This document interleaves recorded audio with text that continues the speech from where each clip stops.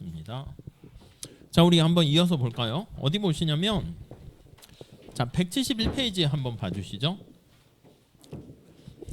자, 우리가 이 가격이 변한 효과를 이렇게 했어요. 이렇게 있어서 가격이 하락했어. 그러면 x제랑 y제가 있고요. 이렇게 앞에 문 좀 닫아주실래요? 예. 네, 고마워요. 네, 이렇게 x제랑 y제가 있고 이렇게 무차별 곡선이 이렇게 있단 말이지. A에서 뭐 이렇게 여기 이제 가격 효과를 나타내는 거지. 이걸 분해를 합니다. 분해를 해요. 근데 앞에서 본 것처럼 대체 효과다라고 하면은 요거는 이제 곡률에 따라 다르다고 그랬어요. 이렇게 볼록하냐, 완만하냐, 이렇게. 상대 가격이 어떻게 무차별 곡선이 이렇게 있어서 이렇게 있다가 완만하게 변했을 때 얘는 크게 변하고 왼쪽은 작게 변하죠. 극단적으로 L자일 때는 대체 효과가 제로 이렇게 됩니다. 그래서 요거는 무차별 곡선의 곡률에 의해서 차이가 나는 거, 곡률에 의존해서 달라지는 거 알 수가 있고요. 자, 우리 소득 효과 보려고 합니다. 소득 효과. 네, 171페이지 보시죠. 자, 소득 효과의 크기는 거기 나와 있는데 첫 번째 줄 볼게요. 자, 소비자가 가격 변화 전에 구입하는 각 재화의 수량과 관계가 있다. 그러니까 구입하기 전에 수량이 어떻게 되는 건데 무슨 말이야? 거기 보니까 두 번째 줄 가격 변화 전에 소비자가 특정 재화 구입에 쓰는 돈이 클수록, 그러니까 before 여기 가격 변화 전이야. 가격 하락 전에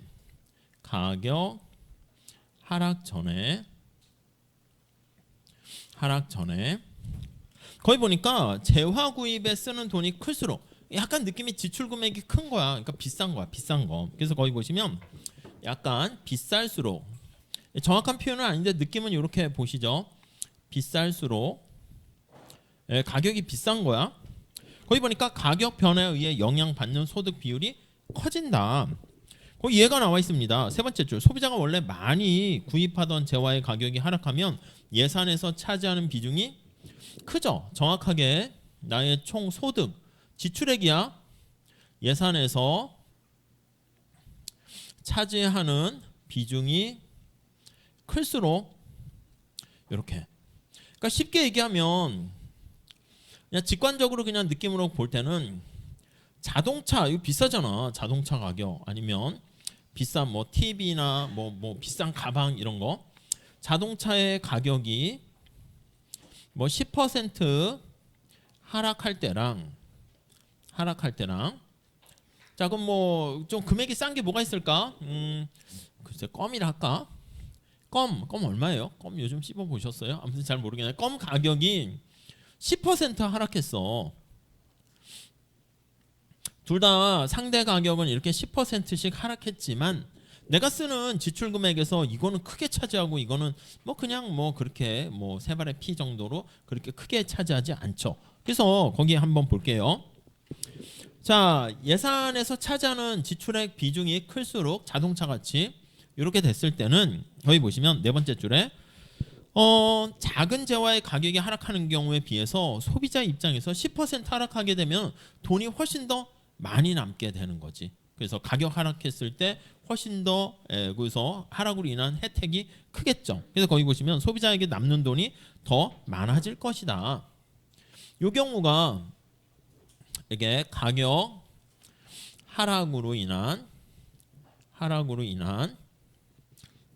네, 약간 남는 거라고 표현했어요. 남는 돈이 커 이렇게요. 그러니까 약간 가격 하락의 혜택이 절대 금액으로 따지면 커진다는 걸 알 수가 있겠죠.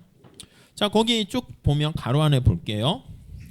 자, 그리고 이런 재화의 가격이 상승하게 되면 소비자 소득에서 차지하는 비중이 크게 된다. 그래서 예를 들어서 볼까요? 자, 거기 보니까 주택 보유자가 사용하는 두 재화인 음식과 해충 구제의 가격 변화, 아무튼 왜 그런지 모르겠지만 이렇게 차지하는 음식 같은 건 어떻게 돼요? 의식주 같은 거, 음식이 차지하는 비중은 굉장히 좀 크지. 이게 거기 이렇게 나와 있어요. 예산 중에서 많은 금액을 음식에 지출합니다. 음식은 전체 내가 쓰는 소득에서 지출액의 비중이 커요. 근데 거기 음식 가격의 변화는 해충구제, 아무튼 왜 하필 또 얘를 해충구제 그거 했지. 아무튼 언제나 이거 뭐 많이 먹는 거 아니잖아. 그래서 해충약 이런 것들은요 어쩌다 가끔 이렇게 소비를 하는 거지. 이거는 차지하는 비중이 굉장히 작다고. 그래서 똑같이 10% 하락해도요 뭐 그냥 별로 얻게 된 이득이 그렇게 크지 않다는 거죠. 얘가 이해됩니까?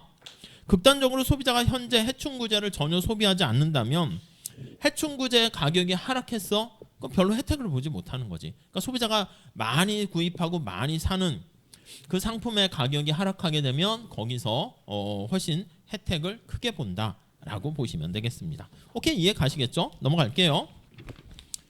자, 다음 페이지는 그 그림 예제 나와 있는 거 한번 잘 봐보세요.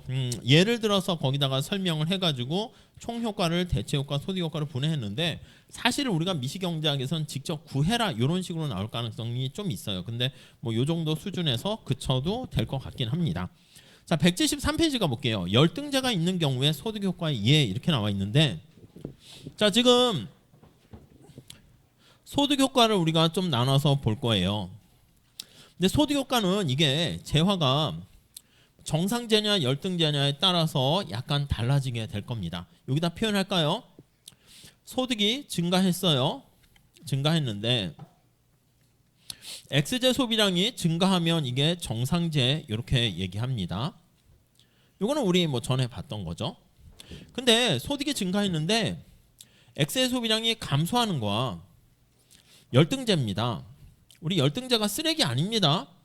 재화고 좋은 건데 소득이 증가하게 되면 소비량이 감소하는 방향이 반대 방향이 되는 거예요.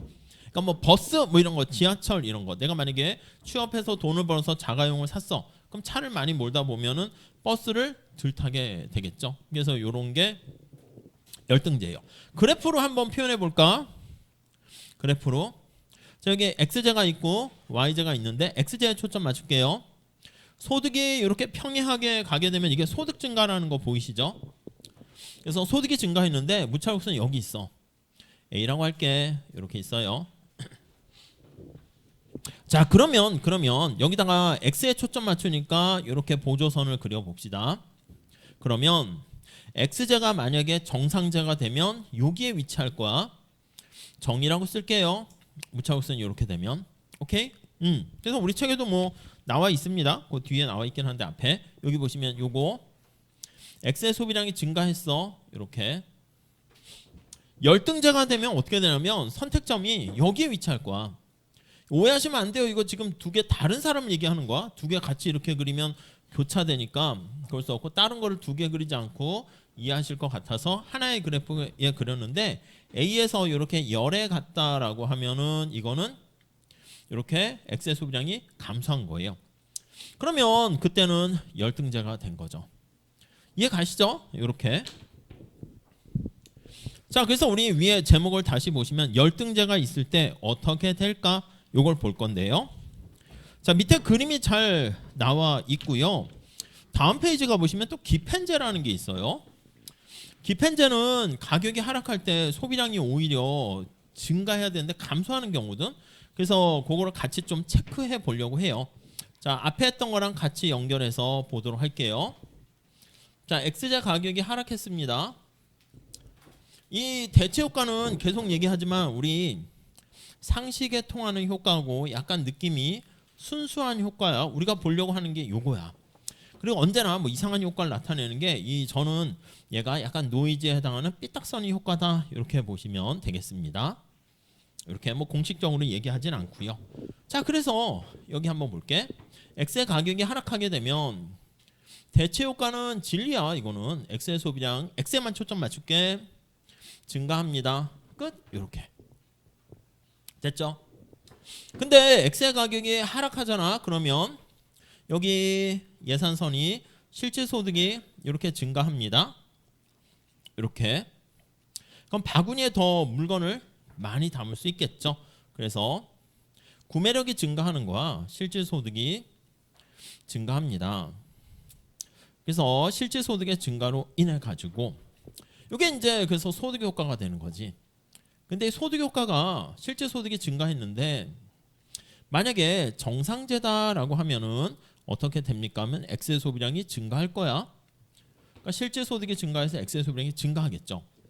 근데 열등제가 된다라고 하면 이렇게 열등제가 되면 여기에 살펴본 것처럼 소득이 증가한 거야. 이렇게 증가했는데 액세 소비량이 감소할 거예요. 오케이? 그래서 액세 소비량이 감소합니다. 자, 우리가 총 가격 효과는 어떻게 표현합니까 하면 얘랑 대체 효과, 소득 효과 합쳐서 표현할 건데 정상제인 경우는 어떻게 됩니까? 총 효과, 가격 효과는 두 개 같은 방향이지. 그러니까 액세 소비량이 증가합니다. 증가하는 결과로 이렇게 나오게 되고요. 오케이? 이해 가시겠죠? 여기다 그림을 그려볼까요? 그림을 그려볼까? 여기 좀 지울게요. 지우고 살짝 볼게요. 지우고 한번 살짝 보도록 하겠습니다. 여기까지만 지울게요. 자, 그래서 지금 정상제인 경우 보면 이렇게 있어서 X의 가격이 이렇게 있다가 X의 가격이 하락했습니다. 하락해서 이렇게 하락했어요. 얘가 새로운 예산선 P1이라고 하죠. 자, 무찰곡선을 찾아야 돼. 여기 A점. 그래서 이렇게 무찰곡선이 있고요. 이전과 동일한 효용을 주는 상품 묶음을 찾아냅니다. 이렇게 덜어냈어. 점점점점점 하면 이렇게 왔죠. 얘가 B야. 저기 말씀드린 요거 A에서 B로 간 요게 대체 효과인데 얘는 변함이 없어요. 항상 일정합니다. 대체 효과. 소득 효과는 얘랑 얘도 예산선 기울기 P1인 거 이해 가시죠? 소득만 다른 거야. 근데 정상제가 되면 앞에 여기 상황 지웠는데 B를 기준으로 보시면 돼. B를 기준으로 점점점점점 해가지고 여기 오른쪽에 위치하게 되면 여기 어디에 위치하게 되면 요게 무차곡선이 이렇게 위치하게 되면 정상제 이렇게 되는 거죠. 왜요? 실질 소득이 상대 가격 변화 이게 1단계 대체 효과 평행한 예산선상에서 왔다 갔다 하는 게 소득 효과인데 소득이 증가했을 때 X의 소비량이 증가했네요. 지금 X제에만 초점 맞춰서 그리고 있어요. 그래서 여기 보세요. 대체 효과, 소득 효과 다 X의 소비량이 증가하니까 X 소비량은 당연히 두 개의 효과 힘을 받아서 많이 증가하겠죠. 저게 여기 나와 있는 이 그림이에요. 자, 그런데 소득 효과가 열등제인 경우는 어떻게 되나 한번 볼까요? 열등제일 때 자, 언제나 요거 앞에서 제가 지웠는데 여기에 초점 맞춰서 보세요. 예산선이 여기에 이렇게 있었어요. 아이고, 요거보다 더 왼쪽이죠. 여기에 어디 이렇게 있었어요. 근데 예산선이 이렇게 있을 때 여기에 보조선을 그려서 오른쪽에 위치하면 정상제. 그리고 여기 왼쪽에 위치한다 할게요. 이렇게 보이세요? 여기 위치하면 여기가 A점인데 여기 위치하면 X의 소비량이 감소하는 거잖아. 소득이 증가했는데 그럼 열등제가 된다고. 자, 여기서 열등제인데 여기 보시면 소비량이 감소하는데 자, 우리 책으로 한번 가서 볼게요. 책으로. 자, 밑에 그림 볼까요? 5-10에 열등제 가격이 하락하는데 A점에서 여기 거기 책에 나와 있는 B점이 최종 C점이라고 우리는 아까 했죠. C점이 여기 A점보다 오른쪽에는 위치해요. 살짝 두 개 잘 보세요. 다음 페이지 가볼까? 기편제 한번 가볼까요? 175페이지 가볼게요. 자, 우선은 최종적인 결론은 그 둘을 잘 보셔야 됩니다. X의 가격이 이렇게 있다가 이렇게 가격이 하락했어요. 자, A점이 여기야. 무차곡선이 이렇게 있어요. 좀 한번 몇 번 그려 보셔야 돼. 그래서 점점점점 A점을 기준으로 해서 우리 앞에 나와 있는 거는요. 어디냐면 이만큼까지 간 건 아닌데 이 B점이 여기에 있다 할게. A에서 B로 간 게 대체 효과야. 이렇게. 근데 소득 효과가 요거 점선입니다. 색깔 맞춰서 그렸어요. 점점점점점 이렇게 그렸는데 얘와 얘 사이에 왔다 갔다 하는 게 소득 효과죠. 근데 이쪽에 위치하면 얘는 정이라고 쓸게요. 위에 거 흔적 남기려고. 여기 왼쪽에 위치하는 거예요. 여기 왼쪽에 위치해. 그래서 여기 빨간 색깔이라 할까? 새로운 C점이 여기에 위치하게 되면은 여기 위치하면요. B보다 왼쪽에 위치했잖아. 여기 간 거 평행하게 간 거보다 요거는 여기로 하면 B로 해야겠네. 왼쪽으로 하면 요거보다 왼쪽으로 위치했잖아. 그러면 여기에 가게 되면 이거는 열등제 영역이 된다는 거죠.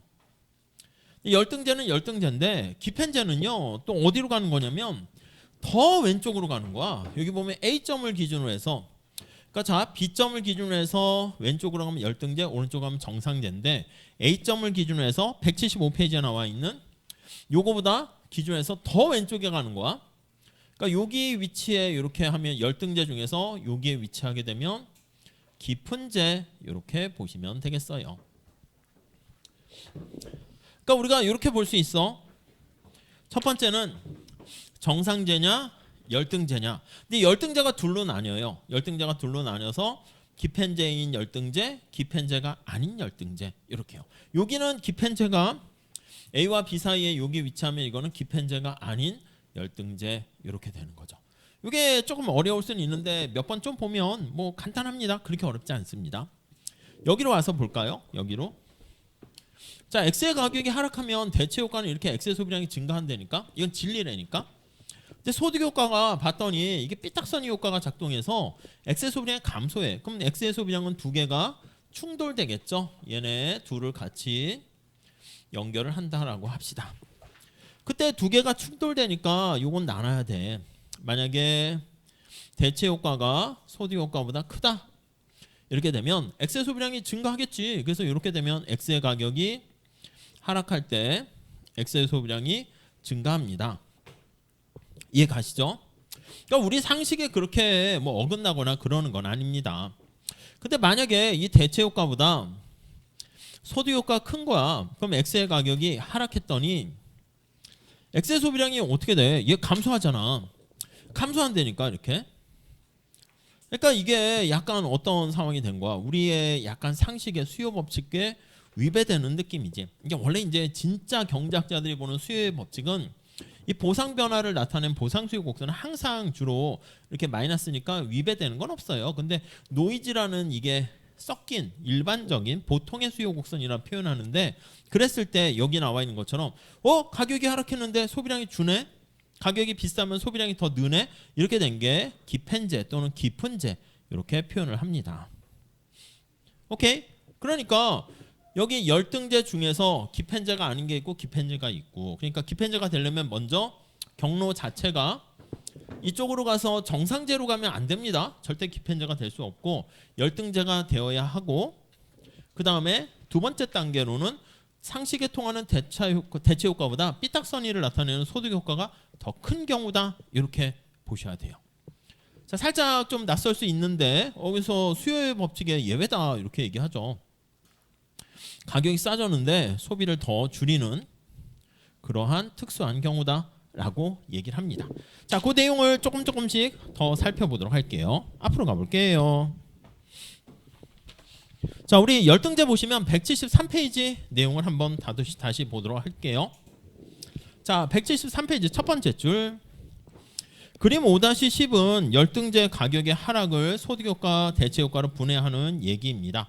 두 번째 단락 거기 보시면 분해를 하고 있어요. 세 번째 단락 다음 페이지 한번 보세요.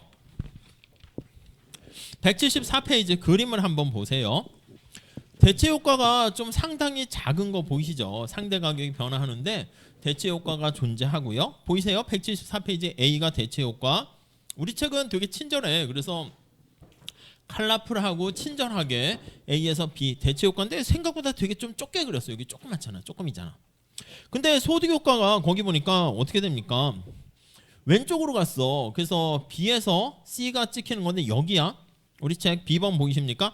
A-가 A에서 A-가 대체 효과인데 소득 효과는 A-에서 B인데 B가 살짝 왼쪽 왔는데 조금 이렇게 왼쪽으로 간 거예요. 최종 효과는 어떻게 돼? 가격이 하락하니까 X의 소비량이 증가했죠. 밑에 그림 C에 보세요. Y축은 보지 마시고 X축에만 잘 보세요.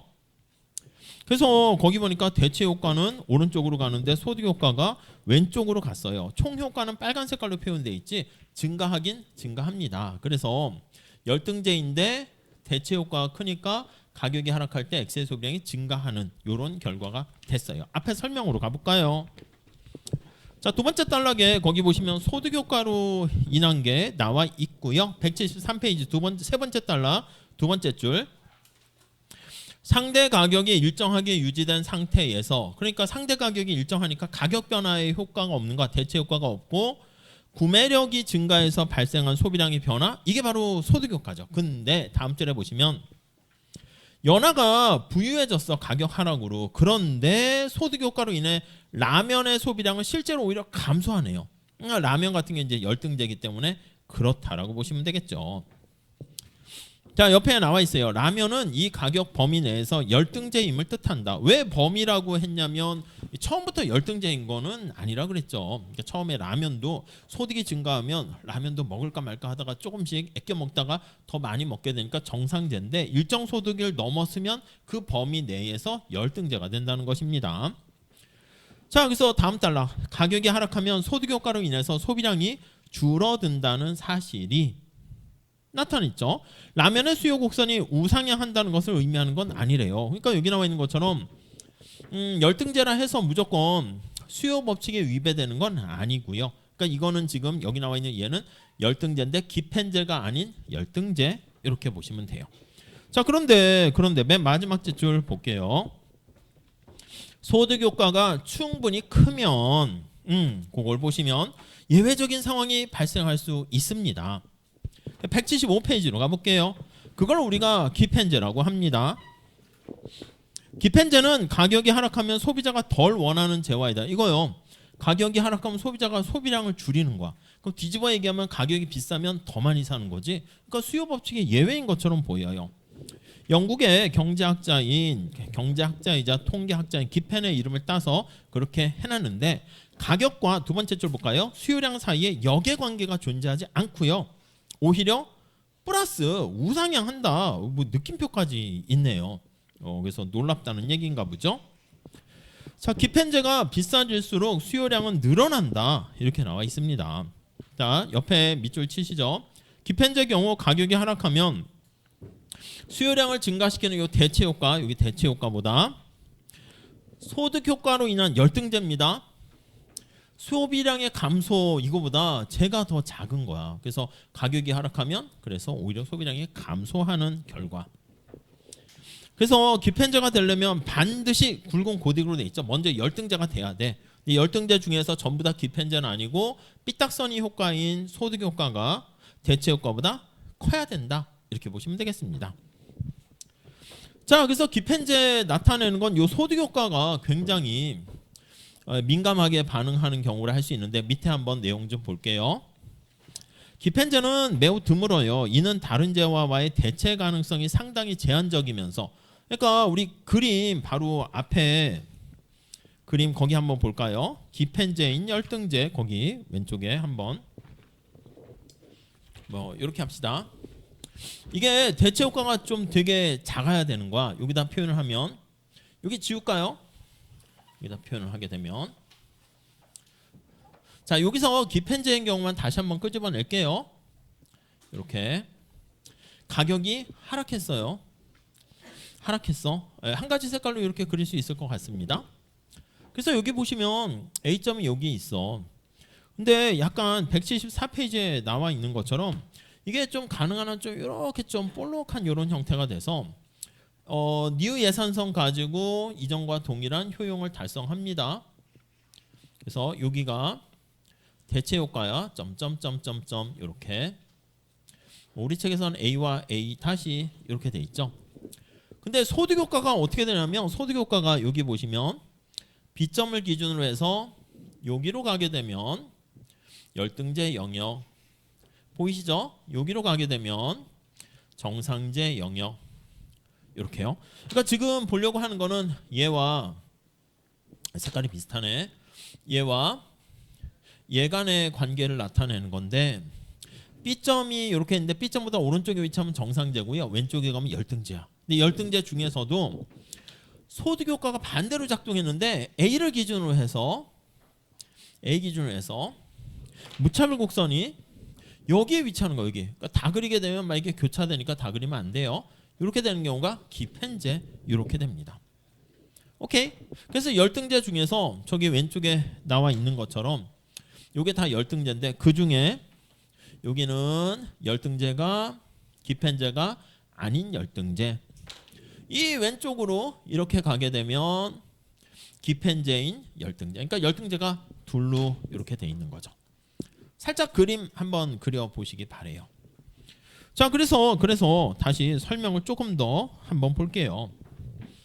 자, 우리 175페이지 거기 보시면 그림 거기 5-12 있잖아. 거기 A점이 있고 B점이 어디 찍혔어? A에 있는 왼쪽에 찍힌 거 아실 거야. 그래서 총효과는 소비량이 감소하는. 다시 정리하면 얘가 대체 효과. 소득효과는 여기를 중심으로 해서 여기로 가는 거야 지금. 이렇게 얘가 소득효과. 이 소득효과가 세서 소라고 강세를 떴어. 최종 효과는 이렇게 되는 거지. 가격효과. 가격이 하락했는데 엑셀 소비량이 감소했네요. 이 그림 좀 잘 좀 연습하세요. 나중에는 뭐 이렇게 그리거나 그러지 않을 건데 이 내용 좀 몇 번 반복해서 이 파트가 그래도 제일 그래도 복잡하다 할 수 있습니다. 자, 거기 한번 볼까요? 기펜제는 매우 드문데 다른 재화와의 대체 가능성이 제한적이면서, 그러니까 어쩔 때 기펜제입니까? 그냥 기계적으로 할 때는 열등제 중에서 대체 효과보다 소득 효과가 클 때가 기펜제야 이렇게 나올 수 있는데 대체 효과가 좀 작아야 되잖아 소득 효과보다. 그럼 대체 효과가 언제 작니? 라고 하면 우리 했어. 뭐라고요? 거기 공률이 거기 보시면 좀 약간 대체 가능성이 제한적이면서 공률이 좀 약간 커서 대체 효과가 작아야 돼요. 그래서 대체 효과가 작아야 지금 소득 효과가 대체 효과보다 커야 되잖아. 공률이 어떻게 이렇게 볼록할수록, 그러니까 이게 표현 자체가 이제 공률이 커서 이렇게 하는데 볼록의 정도가 클수록 이 뜻이야.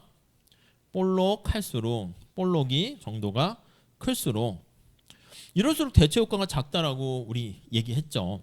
그리고 소득 효과가 커야 됩니다. 이렇게 소득 효과가 커야, 그러니까 이제 상대적으로 보면 대체 효과는 작고 소득 효과가 커서 대체 효과보다 소득 효과가 커야 이렇게 된다는 거죠. 물론 전제 조건은 열등제라는 스텝 1 그거는 당연히 전제로 깔고 들어와야 되고요. 자, 그렇게 나와 있어요. 자, 거기 한번 잘 보세요. 소비자가 이미 소득의 대부분을 한 재화에 쓰고 있는 경우에 그 재화가 예산에서 차지하는 비중이 작을 때에 비해서 재화 가격 하락 시 실질적인 구매력이 실질소득이지 더 크게 상승하는 것으로 느껴서, 옆에 볼까요? 예산의 큰 부분을 차지하지만 대체재가 많지 않은 재화 밑줄 치세요. 이게 바로 열등제야. 자, 기펜제. 다시 기펜제 한번 보시면 기펜제 요거 표현이 거기 잘 정리가 돼 있어요. 예산의 큰 부분을 차지해. 우리가 쓰는 돈 중에서 큰 부분을 차지하면 소득 효과가 크다는 거 느낌 보이시죠? 그러니까 약간 아까 자동차랑 껌 이렇게 얘기했는데 그건 좀 그렇고 우리가 이제 평범한 사람이고 되게 가난한 상황을 생각해 보세요. 예를 들면 여러분들이 이제 뭔가 대학생인데 돈을 아직 벌지는 못하는 상황이고 부모님의 용돈 아니면 알바를 통해서 생활을 하는 상황이라 할게요. 그래서 식사를 어떻게 하냐면 월요일부터 월, 화, 수, 목, 금, 토일 이렇게 있어요. 금토일 이렇게 있습니다.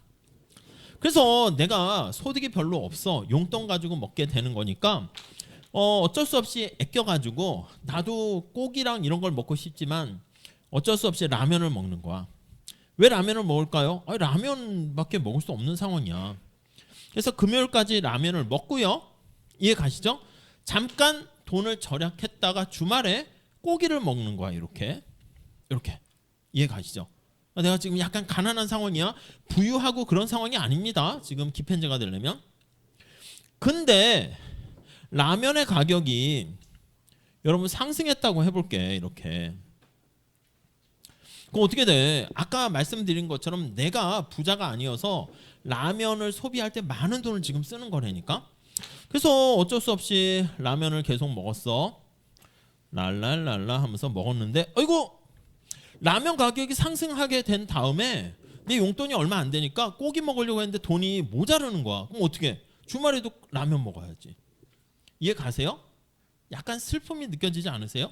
아니에요? 아니 그러니까 저는 기펜제로 썼는데 깊은제 이게 좀 맞는 것 같아. 약간 슬픔이 느껴지는. 그러니까 라면 누가 라면 먹고 싶대. 근데 옆에서 이거 모르는 친구 딱, 야, 넌 뭐 수요 법칙도 위배하고 라면이 그렇게 좋냐? 라면 가격 올랐는데 주말에도 라면 먹냐? 이 바보 같은 녀석. 바보 같은 게 아니지. 지금 이게 안타까움이 여기 담겨 있어야지.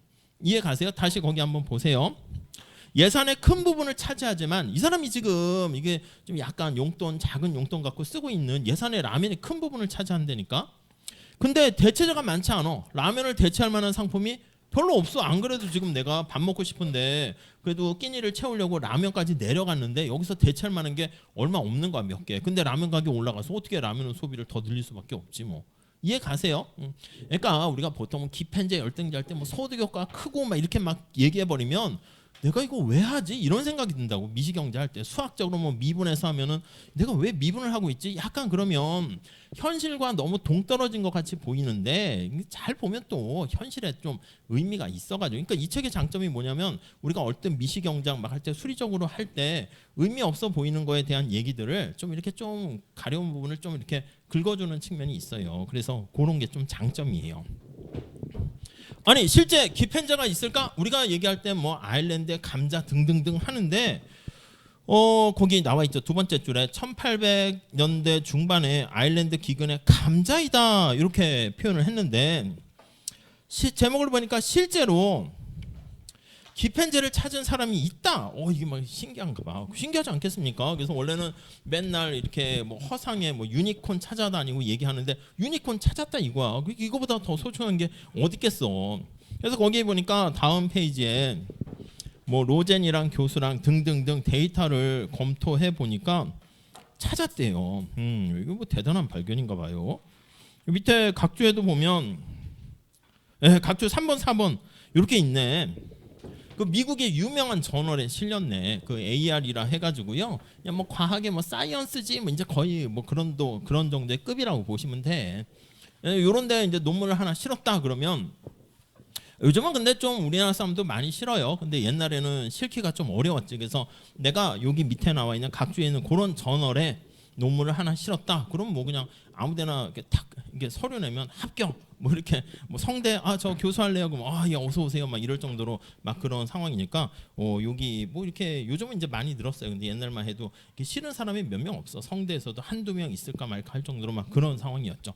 그래서 요거 내용을 도대체 이게 뭘 어떻게 찾았나 해가지고 앞에 응용 파트 보니까 175회 응용 이렇게 있네요. 오늘은 분위기가 좀 다운돼 있네요. 왜 다운돼 있죠? 무슨 이유가 있나? 아니요. 좀 분위기가 좀 날씨가 좋아져서 대비돼서 그런가? 그래서 제가 선물을 하나 드릴게요. 제가 여러분들의 성적을 채점을 하지 않아 가지고 알 수가 없는데 요 응용 있잖아요. 요거 발표를 할 사람을 모집을 해요. 발표자를 모집. 손 들라고 그러면 좀 애매하잖아. 그래서 이런 경우에 발표하겠다고 하는 사람은 꼭 우리 아이캠퍼스에 메시지를 보내주세요. 메시지. 지원자가 많으면 그러니까 원래 손 들고 하면 수업 시간에 남으세요 해서 가위바위보 할까? 그게 나을까? 아니면 메시지 보내면 그러니까 좋아요. 메시지 보내기보다 이게 아니다. 메시지 보내도록 하죠. 쑥스러울 수 있으니까 보내면 지원자가 많을 거야. 지원자가 다수가 있을 거예요. 그럼 다수가 있으면 제가 요 지원자들 중에서 요게 내용이 그렇게 많지는 않고요. 그 책 내용만 좀 정리하시면 될 것 같아. 뭐 예전에는 이렇게 응용 같은 것들은 여러분들에게 조발표 같은 거 했는데 이번에는 안 하고 있다가 요거는 조발표를 안 하고 그냥 개인 발표를 할게요. 할 사람만 지원해서 176페이지를 정리해서 발표를 하는 거예요. 별로 관심이 없어서 지원자가 없으면 그냥 없는 걸로 할게요. 근데 그 내용을 정리하셔야 되고 밑에 레퍼런스 있잖아. 뭐 3번하고 4번 있는 거 그거 뭐 쉽게 구글링하면 찾을 수 있거든. 그래서 거기 논문도 이거 다 보라는 뜻이 아니고 이제 시험 기간도 끝났잖아. 그러니까 한번 읽어보셔가지고 그냥 이거 본문 내용과 거의 비슷할 거야. 핵심은 다 있으니까 뭐 찾아봤어요 해서 이렇게 PPT로 별로 반응이 호응이 없네. 막 되게 좋아할 줄 알았는데 PPT로 발표를 하시면 돼요. 발표는 절대 길게 하시면 안 되고요. 이거 발표하다 시간이 다 가면 안 그래도 지금 우리 수업할 시간이 부족해서 5분을 넘어가지 않도록 이게 5분도 길어 보이는데 그렇지 않고요. 컴퓨터 클릭하고 뭐 이렇게 하면 그냥 2, 3분 금방 가요. 그래서 자 제가 보니까 이렇게 있고 사진 있고 논문은 이렇게 생겼고요. 뭐 정리하면 체크하면 이런 거 있습니다. 끝 하고 그냥 가는 거야. 질문도 안 받고 그냥 아셨죠? 그래서 이렇게 하는 거예요. 근데 우리와 같은 그 지원을 안 할 가능성이 있어서 지원자에겐 제가 선물을 줄게요. 뭐냐면 지원자에서 채택된 사람은 기말 시험에서 성적을 1점 플러스 1점이 너무 작나? 아니요. 1점을 가산점으로 줄게요. 오케이. 그래서 약간 인센티브를 좀 부여했어요. 아셨죠? 아유 1점 됐어. 그러니까 저도 아직 채점 안 했다고 얘기하는 거야. 채점 해주면 됐어. 나는 이번 과목은 글렀어. 이러면 당연히 지원 안 하겠는데 아직은 잘 몰라. 제가 봤을 때 시험을 다들 잘 못 본 것 같아. 그래서 1점이 이게 둥글둥글과 뾰족한 학점의 경계를 넘나드는 뭐 이런 상황이 될 수 있어요. 우리가 늘 그렇잖아.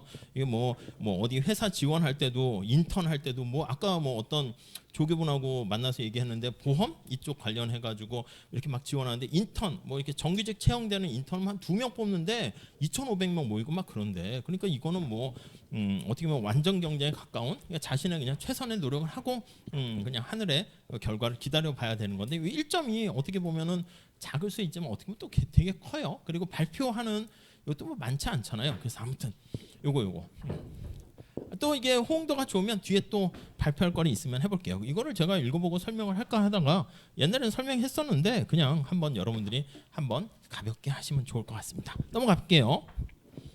자 177페이지 보시죠. 기펜제야 기펜제. 그래서 이제 얘기는 아일랜드 감자가 기펜이 발견한 기펜제의 대표적인 예다 하는데 뻥이었다는 게 발견이 됐어. 그래서 아니 진짜 기펜제 없을까 해서 이제 중국에 이제 지금 얘기했던 라면하고 비슷한 상황을 발견해냈는데 도대체 어떤 식으로 발견을 해서 누가 얘기해 이건 기펜제입니다 이렇게 외쳤는데 수많은 경작자들이 되게 좀 약간 아이돌 같은 분들도 많고 그래요. 삐딱하고 고집 세고 다 이런 분들이 또 경작자 저는 아니고 그래서 고집이 센 그런 분들이 많거든. 근데 그런 사람들을 설득시킨 거야. 자 이게 제가 발견한 게 기펜제입니다 했더니 그게 뭐 기펜제야 뭐 이렇게 쳐다보지도 않다가 이렇게 보니까 그러네 하고 다 인정을 해가지고 요 논문이 저널이 실린 거니까 어떻게 다른 사람들을 설득할 정도로 이렇게 자료를 모아가지고 기펜제가 발견됐다고 인정을 받게 되었을까? 뭐 그런 거에 초점 맞춰가지고 뭐 이게 가격이 하락해서 이거 설명할 건 아니고 뭐 논문의 내용만 살짝 책에 있는 거 중심으로 해서 해주시면 되겠습니다. 많은 양을 하시면 안 돼. 5분 넘어가면 그냥 제가 끊을 거예요. 자 그만 이렇게 할 거니까 짧게 아셨죠? 자 다음 177페이지 가볼게요. 다른 재와 가격 변화의 영향 해서 대체재랑 보완재 이렇게 있습니다. 여러분 우리 X의 가격 말고 거기서는 Y의 가격을 할게. X에 초점을 맞춰요. 그래서 이게 X의 가격이고 Y의 가격이고 소득 이렇게 했습니다. 처음에 우리가 앞에서 얘기했던 거는 소득이 변했을 때 얘가 어떻게 영향 미치니 이게 ICC 이렇게 됐고 엥겔 커브 이렇게 나오는 거야. 당연히 소득만 변화하는 거였고요. 그리고 그 다음 본 게 요게 우리의 초점을 맞춰서 봤습니다. X의 가격이 변화했을 때 얘가 어떻게 됐니? 물론 전제 조건은 얘네들은 다 고정되어 있는 거야. 얘가 이제 겉으로 봤을 때 고정되어 있는 척 하는 건데 실제로 움직이다 보니까 그걸 제거하는 작업을 했고요. 아무튼 여기서 얻어낸 게 PCC고 그 다음 이게 디맨드 곡선 이렇게 끄집어냈고요. 그래서 사실 요 정도만 하면 그냥 얘기는 끝이긴 한데 얘가 남았잖아. 얘가 다른 데 가격이 변했을 때 여기 X의 소비량이 어떻게 영향을 미치는가, 이게 대체 탄력성 가지고 얘기했죠. 그래서 대체 탄력성이 0보다 크게 되면 부호가 플러스가 되면 대체제 관계다, 요 얘기를 할 거고요. 오케이, 이게 0보다 작게 되면 보완제 관계다 얘기했는데 그거를 그냥 한 번 더 살펴보겠다는 것입니다. 자, 그래서 거기 첫 번째 줄, 두 번째 줄 볼게요. 한 재화의 가격 변화가 다른 재화야 Y제 가격이 다른 재화인 X제 소비량에 어떤 영향을 미쳤냐, 그걸 얘기하는 거죠. 자, 두 번째 단락은 지금 앞에 얘기했던 거 그대로 해놨습니다. 앞에서 마찬가지로 먼저 소득 수준이 변하거나 소비자의 선호를 나타내는 무차별 곡선, 그리고 두 재화의 원래 가격을 고정시킨 다음에 얘기를 했는데 대체제 가격의 변화, 요거를 보는 것이죠. 자, 우선 첫 번째 줄 볼까요? 코카콜라와 펩시콜라에 대한 예가 거기 나와 있어요. 밑에 그림 볼까요? 자, 그래서 수평축이 X, Y 이렇게 있는데 원래 예산선이 이겁니다. P0. 근데 Y제 가격이 거기 보시면 비싸진 거지. 그래서 녹색깔에서 주황색깔로 펩시콜라 가격이 2배로 비싸졌습니다. X제는 변화가 없었어. 얘가 이렇게 변한 거죠. Y제 가격이 상승했죠. 여기서 뭐 디테일하게 더 깊이 분해하거나 그러지는 않을 거예요. 그래서 균형 전에는 어디야? A점이 여기 있어요. B점이 어디입니까? 여기에 갔어요. 무차별 곡선 그려볼까요? 조그맣게 그리면 되겠네. 우리는 변화 전과 변화 후만 볼 거니까. 자, Y의 가격이 비싸진 거야. 검정 색깔에서 빨간 색깔로 됐어. 그때 A에서 B로 가게 되면 X의 소비량은 어떻게 된 거예요? 여기 밑에 보면 X의 소비량이 이렇게 해서 증가했다라는 것을 알 수가 있죠. X의 소비량은 증가하고 Y 소비량은 어떻게 된 거예요? Y의 소비량은 감소했네. 이렇게 해서 감소했네. 그래서 Y 소비량은 감소했네. 그러니까 Y의 가격이 변해서 Y 소비량이 감소했으니까 수요의 법칙은 성립하고요. 자, 근데 우리는 지금 요 Y가 변해서 Y에 가는 거는 우리가 아까 X로 해서 많이 했으니까 지금 요 X에 초점 맞추는 거야. 이렇게.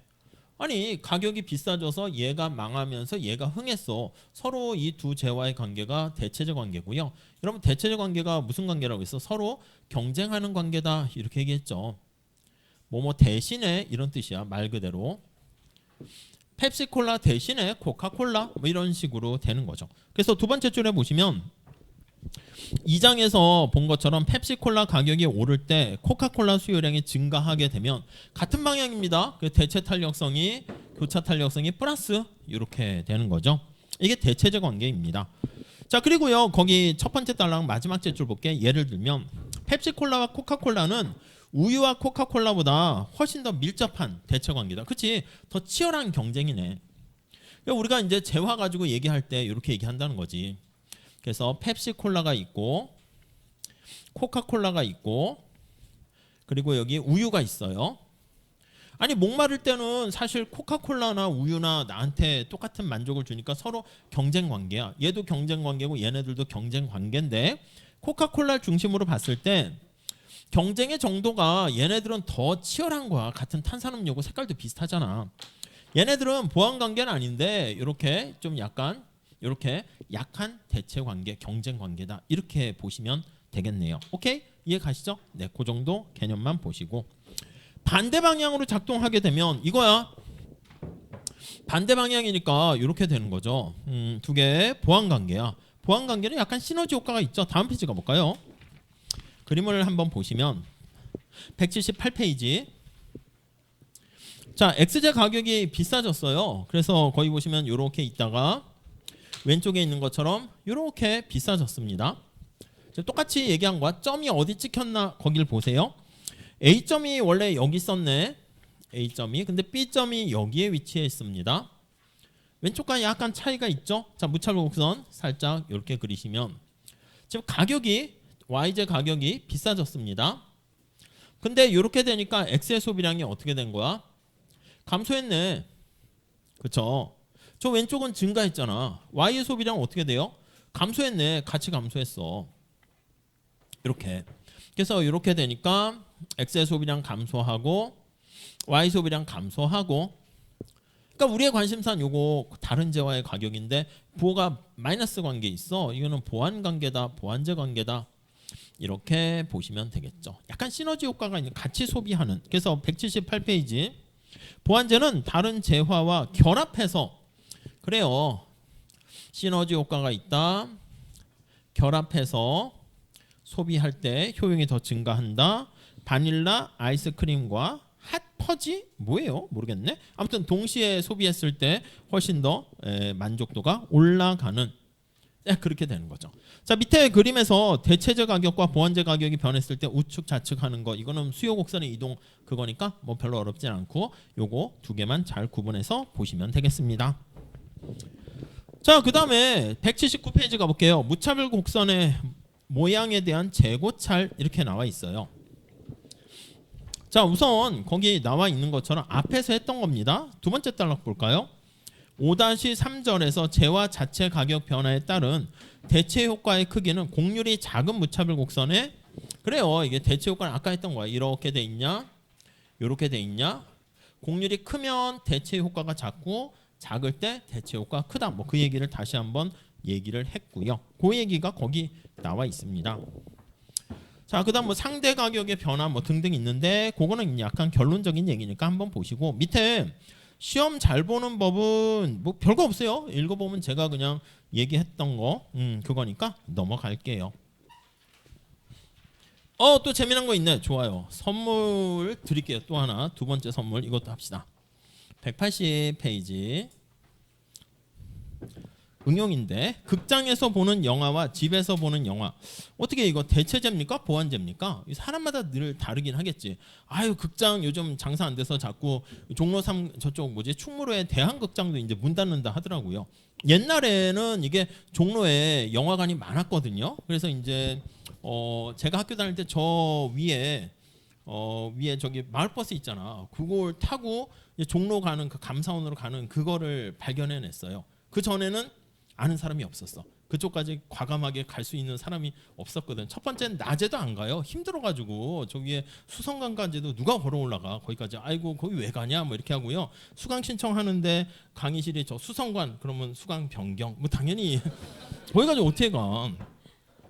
그러니까 이게 학교가 처음에 이렇게 뭐 시험 볼 때 하면은 아이고 학교가 좁네 이런 느낌도 들긴 하는데, 처음 올 때는 또 되게 길었지. 정문서부터 여기까지 올 때도 아니 뭔 학교가 이렇게 길어? 뭐 이렇게 고등학교 때 생각해 보면 사실은 그보다 되게 길었거든. 근데 그러다가 이제 도서관에서 왔다 갔다 수업 들을 때요. 도서관에서 여기 오는 것도 태계인문관 오는 것도 이게 나중에 지루해지면은 그것도 멀더라고. 아이고 수업 시작 5분 전, 10분 전에 가는 것도 그것도 귀찮더라고. 근데 만약에 수성관까지 아유 이거는 그냥 자체 휴강이지 뭐 그렇게 많이 해서 그 위로 가는 게 이제 사실 보기가 쉽지는 않았었는데, 마을 버스가 생기고 막 이렇게 하다 보니까 그래서 이제 2번 타면 저기 종로 2가 그렇게 가게 되는 거죠. 그러니까 이제 가끔 어쩔 때는 영화도 거기 가서 보고 다시 오고 그럴 때가 있었었던 것 같아요. 이 영화관이 다 이제 없어져 버려가지고 최근에는 몇 개 남은 영화관도 거의 없어졌다 하죠. 그래서 이게 집에서 큰 TV로 보게 되고 컴퓨터로 보고 해서 그런 것 같은데, 어떻게 보면 대체제이기도 한데 뭐 보완제 관계도 있을 수 있나 봐요. 그래서 밑에 그 관계를, 이게 사실 현실에서 밖에 나가서는 되게 중요한 거 아니겠습니까? 내가 어떤 일을 하는데 AI가 대체 가능한 직업이 뭐가 있을까? 뭐 두리뭉실 얘기하는 게 아니라 이렇게 뭐 가격이 변화했을 때 지표로 해가지고 어디까지가 경쟁 대체 가능한 직업군인가 뭐 그런 거 할 때도 비슷하게 활용한다고. 그래서 어떤 식으로 도대체 얘기를 한 건지 그거 한번 내용을 읽고 발표하실 분, 호응도가 없을까봐 걱정이네. 없으면 뭐 그냥 발표 안 하는 거지 뭐. 아셨죠? 발표 안 하고 기말고사 때 내면 되지 뭐. 자, 기말고사 때 내가지고 읽어보신 분, 이게 도대체 뭐 어떻게 해서 대체제인가 보완제인가를 어떻게 이 교과서에서 논문에서는 파악을 했는가 설명하세요. 이러면 사실은 앞에 뭐 대체효과 열등제 뭐 이렇게 하는데 이렇게 내면 또 읽어봐야지 뭐. 아무튼 그렇습니다. 그러니까 이걸 발표하면은 되게 착한 일을 하시는 거야. 시험 범위에 아니다. 시험 범위가 이게 나온다고 하면은 안 나올 수도 있으니까 시험 범위에서 이게 제거를 하는 효과가 있으니까 한 분이 희생을 해서 시험 범위를 이렇게 줄이는 그런 효과가 있네요. 아무튼 넘어갈게요. 자, 그다음에 5-5 좋은 거 아니야? 자기한테는 1점이 작지만 1점의 가산점 효과가 있고 시험 범위를 줄여주는 다른 학우들에게 이로운 외부성을 창출하는 착한 일을 하시는 거고, 그냥 이래저래 좋은 게 아닐까 하는 생각이 들고, 저도 잠시 5분 동안 수업을 안 해도 되는 거잖아. 그러니까 많은 사람들에게 착한 일을 하는 거네요. 자, 다음에 5-5를 봅시다. 요거는 간단합니다. 그냥 원론에서 하던 거에서 그냥 더 들어가진 않습니다.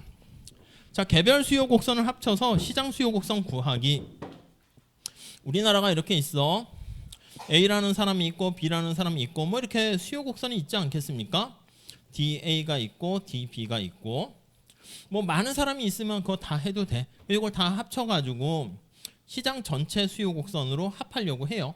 그래서 A와 B의 수요 곡선을 합할 건데 어떻게 합할까? 그 얘기를 할 겁니다. 이거 수평으로 합한다. 이게 사실은 결론입니다. 수평으로 합한다. 이렇게요. 자, 한번 내용 좀 살짝 볼게요. 어렵진 않아요. 거기 보시면 두 번째 단락 볼까요? 자, 한 재화의 시장 수요는 그 재화의 모든 개별 수요의 합이야. 근데 합이라고만 얘기했는데 정확하게는 수평의 합이다. 이렇게 보시면 돼요. 그래서 거기 보니까 나와 있습니다. 특정 가격에서, 특정 가격이니까 그래프를 이렇게 그립니다. 그래프를 이렇게 그립니다. A의 수요 곡선이 있고 B의 수요 곡선이 있으면 요거 두 개를 합하는 작업을 해. 근데 시장에서 가격이 얼마 주어졌을 때 이렇게 얘기한다고. 점점점점 봐서 가격이 P0였을 때 A가 나 이만큼 살래. 그러면 우리 다음 페이지에 살짝 그림이 있습니다. A가 가격이 $40일 때 A가 나 3개 살래 이렇게 돼 있고, B는 $40일 때 나도 3개 살래 이렇게 돼 있으면 40달러일 때 3개 합하면 6개 이렇게 되겠죠. 40일 때. 그리고 거기 보니까 가격이 $20가 됐을 때 P1 $20야. A는 그렇게 많이 사진 않네요. 나 4개 살래. 하나만 늘었어. 근데 B는 좀 많이 사네. $20일 때 8개를 삽니다. 이렇게. 그럼 A가 4개 사고 B가 8개 사니까 $20일 때는 2개를 합한 12개가 이렇게 될 거예요. 그렇죠? 그래서 주어진 가격 하에 이렇게 옆으로 더하게 된 거. 당연히 이게 시장 전체, 마켓 전체 수요 곡선이다라고 하면은 얘는 왼쪽에 수평으로 더하니까 기울기는 완만해질 거야. 완만하고 당연히 우측으로 조금 더 이동할 겁니다. 그렇죠? 당연히 점이 찍히는 게 더 많아지게 되니까요. 근데 거기 나와 있는 것처럼 주의해야 될 거는 우리가 이거를 우리 책에서는 폐쇄 가격이라 했습니다. A는 가격이 B가 가격이 $52가 넘어서면 나 안 사 이렇게 되는 거야. 얘는 뭐 더 많이 산다 할게요. 얘는 $70까지 산다 할게. 그럼 점점점점 이렇게 $52보다 가격이 높으면 A만 사게 된다는 거죠. 그림 잘 나와 있습니다. 그래서 여기 $70보다 높으면 둘 다 안 사. 근데 $70랑 $52 사이 가게 되면 A만 사네. A만 사네. 요거랑 똑같이 이렇게 수요 곡선이 생겨요. 이렇게 수요 곡선이 생기고 책에 그림이 잘 있으니까 책으로 하시죠. 그리고 가격이 $52보다 낮아지게 되면 이제 B도 소비에 참여합니다. B도 소비에 참여하니까 이런 식으로 그래서 이렇게 굴절되는 모양을 보이더라라는 것이죠. 그래서 그 그림 잘 나와 있고요. 뭐 182페이지, 181페이지의 내용은 그 얘기야. 거기 보시면 시장 수요 곡선 첫 번째 줄 볼까요? 주목할 만한 몇 가지가 있는데 첫째, 시장 수요 곡선은 언제나 개별 수요 곡선의 오른쪽에 위치한다. 당연히 오른쪽에 위치하겠지. 모든 소비자를 합하게 되면 주어진 가격에 대해서 소비하는 양만큼 더 커지니까 그렇고요. 비슷한 이유로 기울기가 같거나, 왜 같거나라 했냐면 요 경우 있잖아. 얘는 소비 안 하니까 얘 기울기랑 요 기울기는 똑같겠지. 그러니까 같은 부분이 있고 나머지 부분에서는 얘도 소비에 참여하니까 좀 더 완만하게 된다. 이렇게 해서 그렇게 표현했어요. 기울기가 같거나 더 완만하게 되고 다음 페이지 그래프 보시면 될 것 같고요. 자, 식을 이용해서 시장의 수요 곡선 구하기 나와 있는데 밑에 이게 수평의 합은 수평이 Q잖아. 그러니까 Q로 정리해서 더하시면 되겠습니다. 그 수직으로 더하는 건 저 뒤에 나중에 공공재 이런 것들은 수직으로 합하거든요. 근데 아무 얘기 안 하면 그냥 여기서는 수평으로 더한다라고 보시면 되겠습니다. 자, 밑에 예제가 있습니다. 예제 뭐 그냥 간단하게 보시고 다음 페이지 계산 나와 있으니까 보시면 될 것 같아요. 그래서 꺾여지는 모습 공부를 위해서 하는 거니까 체크하시면 되겠습니다. 결론은 별거 없고요. 첫 번째 줄만 볼까요?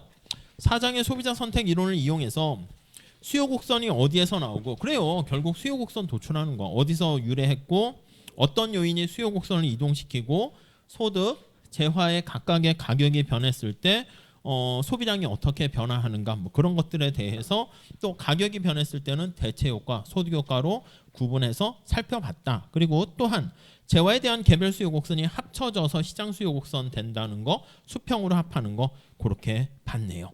자, 이제 여기까지 해서 소비자 얘기 끝났고 다음 장에는 이제 생산자의 행동과 시장의 공급 측면 얘기하겠다. 이렇게 보시면 되겠습니다.